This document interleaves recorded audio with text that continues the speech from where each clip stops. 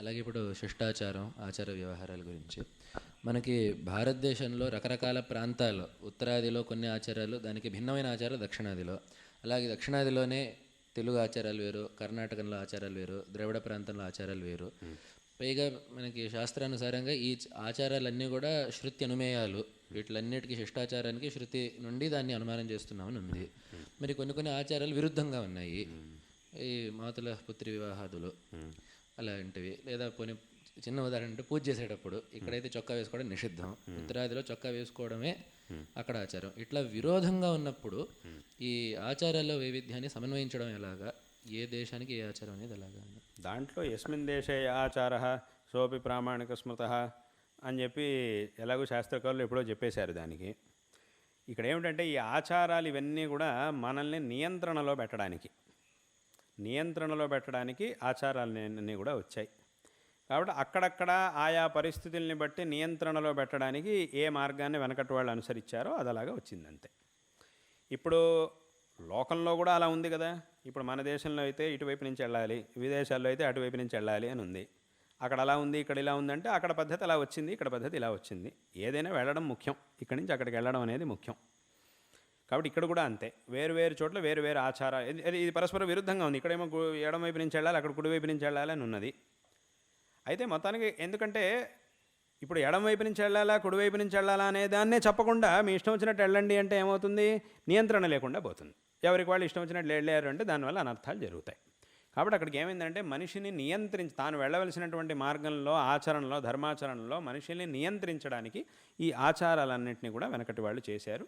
కాబట్టి అందుకే వెనకటి వాళ్ళే ఆ మాట కూడా చెప్పేశారు. ఎవరైతే ఈ ఆచారాల్ని ఉపదేశించారో వాళ్ళే చెప్పేశారు చివరికి ఏమిటి, ఆయా దేశాల్లో వెనకటి నుంచి వచ్చినటువంటి శిష్టాచారాన్ని అందరూ పరిపాలించండి అనే మాటను కూడా చెప్పేశారు. కాబట్టి మనకి ఏదైతే ఆచారంగా వచ్చిందో దాన్ని మనం పాటించడం ద్వారా మనకి మేలు కలుగుతుంది.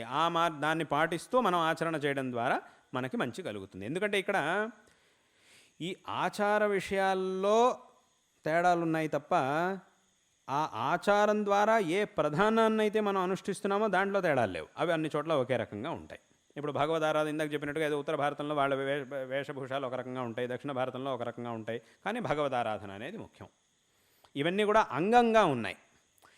ప్రధానంలోనే అలా తేడాలు ఉండవు. అంగంగా అంటే ప్రధానము అంగము అని రెండు ఉంటాయి. ఆ ప్రధానంలో తేడాలు ఉంటాయి. ప్రధానం ఒకే రకంగా ఉంటుంది, తదంగాల్లో భేదాలు రావచ్చు, అక్కడక్కడ భేదములు ఉండొచ్చు. కానీ ప్రధానమే మారిపోయిందంటే మాత్రం మనం ఆలోచించాలి. ప్రధానమే మారిపోయిందంటే అక్కడ మనం ఆలోచించాలి. ఇప్పుడు ఈ వేషంలో ఉన్న ఇక్కడి దేశానికి సంబంధించినటువంటి ఆచారంలో ఉంటూ మనం భగవదారాధన చేసినా, ఇంకో చోట ఉన్నటువంటి ఆరాధన అక్కడి పద్ధతిని బట్టి అక్కడ ఆచారాన్ని బట్టి ఆరాధన చేసినా కూడా ఆరాధన అనేది జరుగుతూనే ఉంది. భగవద్ ఆరాధన జరుగుతోంది. ఒక చోట అయితే భగవద్ ఆరాధన చేస్తున్నాడు, ఇంకో చోట అయితే భగవంతుడిని నిందిస్తున్నాడంటే ప్రధానమే మారిపోయింది అక్కడ. కాబట్టి అది మారడానికి వెళ్ళేది. మా వైపు అయితే భగవద్ ఆరాధన చేయడం ఆచారం, మా వైపు అయితే భగవంతుడిని తిట్టడం ఆచారం అని అలా అనలేం. అలా అవడానికి వెళ్ళేది. ఎందుకంటే ఆ ప్రధానమే మారిపోతుంది అక్కడ. కాబట్టి అక్కడికి ఏమైందంటే ప్రధానం మారకూడదు, ఆచారం విషయాల్లో మారుతూ ఉండొచ్చు. అవి మారచ్చు, పర్వాలేదు. కాబట్టి ఎక్కడ ఏది పరంపరగా వచ్చిందో అంటే మారచ్చంటే మనం మార్చకూడదు, అక్కడ ఉన్నటువంటివి అనుసరించాలి అనేది ఇక్కడ మనం తెలుసుకోవాల్సినటువంటి విషయం. అంటే ఇక్కడ ఇంకొక సందేహం ఏంటంటే, ఈ శిష్టాచారం అని చెప్పేటప్పుడు ఆ దేశ జాతి కులాచారాలు అని చెప్పారు. అంటే ఆ ప్రాంతం ఆచారాలు, ఇంటి ఆచారాలు అని. ఇప్పుడు ప్రాంతం మారినప్పుడు దేశాచారము పాటించాలి, ఇంటి ఆచారము పాటించాలి. ప్రాంతం మారినప్పుడు ఇప్పుడు ఆంధ్రాలో ఉండేవాళ్ళు కర్ణాటకకు వచ్చారు, ఇక్కడ దేశాచారం వేరుగా ఉంది. దేశాచారం పాటించాలా, కులాచారం పాటించాలా, ఇంటి ఆచారం పాటించాలా? అంటే వాళ్ళు వైయక్తికంగా చేసుకునే వాటిల్లో వాళ్ళ ఆచారమే పాటించవచ్చు. వాళ్ళు వైయక్తికంగా ఏం చేస్తున్నారో దాంట్లో అదే ఆచారం. ఇప్పుడు మీరు అన్నట్టుగా ఏదో ఆంధ్ర నుంచి ఎవరో ఒకరు ఇక్కడికి వచ్చారు, ఏదో తమిళనాడుకో ఉత్తర భారతానికో వెళ్ళారు. అక్కడ వాళ్ళ ఇంట్లో వాళ్ళు చేసుకునే ఆచారాలన్నీ కూడా వాళ్ళకి ఎలా వచ్చాయో పరంపరగా అలాగే చేసుకోవాలి. అక్కడ గుడిలో ఏదో ఉత్సవం జరుగుతోంది, ఆ గుడిలో అంతా కూడా అక్కడ పద్ధతిలో జరుగుతోంది. వీళ్ళు అక్కడికి వెళ్ళారు, వీళ్ళు ఆ గుడిలో ఉత్సవాల్లో పాల్గొన్నారు. అప్పుడు అక్కడ ఉత్సవంలోకి ఎందుకంటే అది సార్వజనికంగా అక్కడ జరిగేటటువంటి ఉత్సవం. వీళ్ళు అక్కడికి వెళ్ళారు అనుకోండి, అప్పుడు గుడిలో ఎలా జరుగుతుందో ఉత్సవం దాని ప్రకారంగానే వీళ్ళు ఉండాలి అంతే. ఎందుకంటే అక్కడ అది సార్వజనికమైనటువంటి ఆచారం కాబట్టి అక్కడ గుడికి వెళ్ళిపోయి ఇలాగే చేయాలి, మా ఆంధ్రలోనే ఎక్కడో మా ప్రాంతంలో అయితే ఇలా చేస్తారండి కాబట్టి మీరు కూడా అలాగే చేయాలి అనక్కర్లేదు. అథవా అక్కడే పక్కింట్లో అక్కడి వాళ్ళు ఉన్నారు, వాళ్ళ ఇంటికి వెళ్ళిపోయి మా వైపు అయితే ఇలా చేస్తారు మీరు ఇలా చేయాలని అనక్కర్లేదు. వాళ్ళు అలా చేసుకుంటారు, మనం ఇలా చేసుకుంటాం. కాబట్టి అక్కడికి ఏముందనంటే మన ఇంట్లో మనం చేసుకునే పండగలు అవన్నీ కూడా మనం చక్కగా చేసుకోవచ్చు. ఇప్పుడు కొన్ని చోట్ల అయితే అసలు ఆ పండగలే లేవు. కొన్ని చోట్ల పండగలే ఉన్నాయి, కొన్ని చోట్ల పండగలు లేవు. అవి రకరకాలుగా ఉన్నాయి. ఇప్పుడు ఉదాహరణకి ఇప్పుడు మహారాష్ట్రలో ఇప్పుడు మన మన ప్రాంతంలో కానీ ఇక్కడ కానీ అంతా కూడా ఈ వినాయక చతుర్థిని మనం భాద్రపద శుద్ధ చతుర్థి నాడు చేస్తాం. ఈ మహారాష్ట్రలో అక్కడ గోవాలో అక్కడంతా విశేషంగా మాఘశుద్ధ చవితికి వినాయక చతుర్థి అని చేస్తారు వాళ్ళు. మరి భాద్రపద శుద్ధ చతుర్థికి ఏం చేస్తారు అంటే దాన్ని గణేశోత్సవ్ అని చేస్తారు వాళ్ళు. దానికి ఆ పేరు పెట్టుకున్నారు వాళ్ళు.